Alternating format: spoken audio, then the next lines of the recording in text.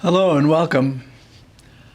My name is Father Larry Gillick. I'm a Jesuit priest at Creighton University, and I have been invited to introduce each of the 7 Alpha program sessions and comment on it in a Christian context. Now, obviously, as a Catholic priest, I'm not married, and you'd say, well, what do you have to say about marriage? Well, I've watched an awful lot of them. I've watched them fly, and I've watched them crash. So I know a little bit from a lot of experiences. The first session, the Alpha session you will be starting today, is about strengthening connections, a very good place to start. I have watched the 7 sessions, and it's very, very strong on how to deal with past difficulties, how to strengthen it. It's a lot of hows, which are really important. What I would like to stress from my experience is the why. Why do these things? So that's going to be my stress, and maybe you're more interested in the why because it's practical and it's making progress and we're going to be better. I'm more interested in how to keep it better than just an initial stimulation and, oh yes, we got that. No, it really is about something deeper than hows and practices and rituals and what other people say. It's about the mysteries of 2 people trying to help each other. And so let me start about my view of the why.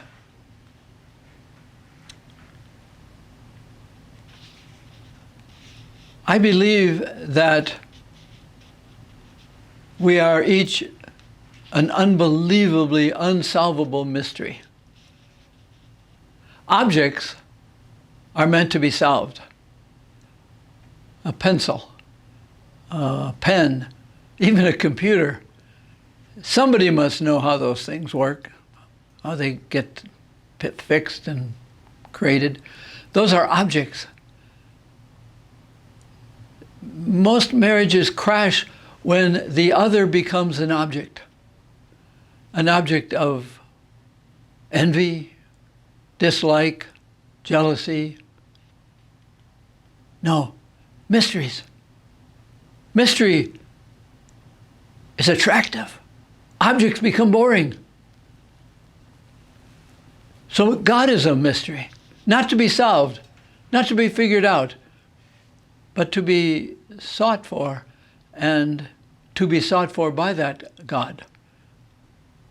Now, I'm probably going to say 2 very important things to me here, and probably repeat them for all 7 sessions because they are so central to the spirituality of the mystery of human love in marriage. So it's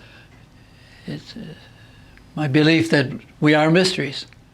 I can't figure out myself, and you can't figure me out. I can't figure you out, and you can't figure you out. It's not about figuring out.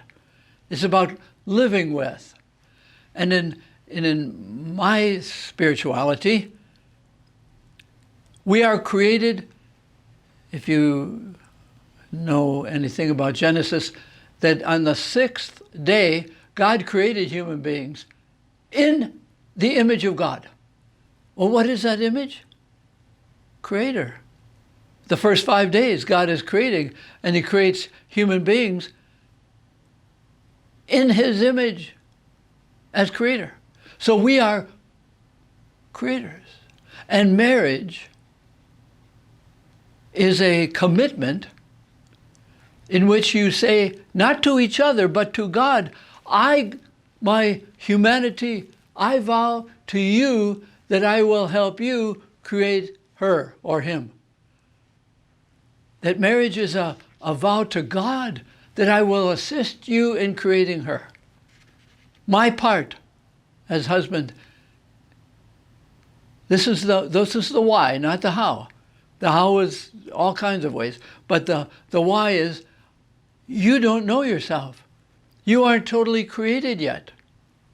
And I am here a messenger from God, a breathing of God. As God breathed over the chaos in Genesis, I am helping God create you, breathe over you, bring life to you because of my love and my knowledge of you.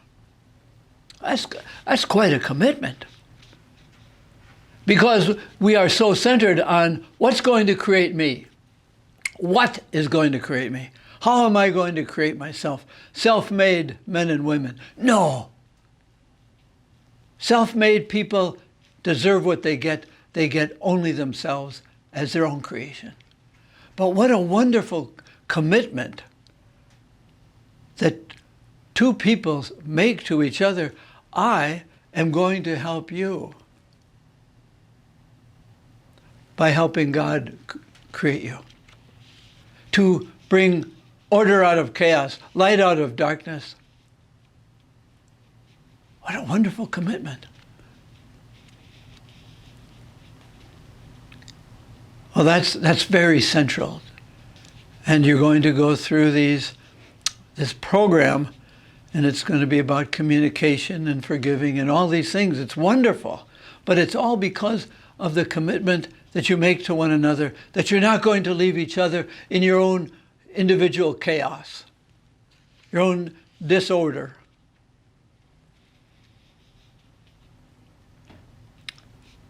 The other wonderful part of marriage and the why is that by nature you are selfish, very self-interested. Even this program can in one way, how am I going to be better for him or her? No. Maybe let's change the word from better. How am I going to be deeper? How am I going to be more myself and less selfish? Because the more I am myself, the less preoccupied I'll be. The more I accept myself, the more you help me be grateful for myself, the more you will get of me. Because generosity is based on gratitude. We tend to relate, and this is what you will see in this first session, about connection, to reconnect. Because life, children, business can get us more and more isolated. And to reconnect, to, in a sense, here's my hand. What happens if one of my fingers or my hand gets cut off? The doctors will remember it, rejoin it. The brokenness, the separateness will return.